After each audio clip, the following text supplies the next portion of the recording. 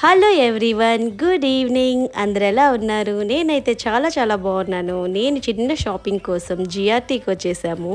And అక్కడ కొన్ని things తీసుకొని పక్కనే ఉన్న దాదూస్ స్వీట్ షాప్కి వచ్చేసాము. అక్కడ బాగుంటాయి టిఫిన్స్.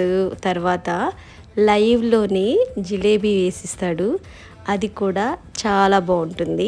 మా వారు ఎండగా ఉందని రసమలై తీసుకొని వచ్చారు. నిజంగానే చాలా మంచిగా అనిపించింది తింటూ ఉంటే ఎండకి. అండ్ ఇక్కడ నేను చూడండి జిలేబీ తింటున్నాను.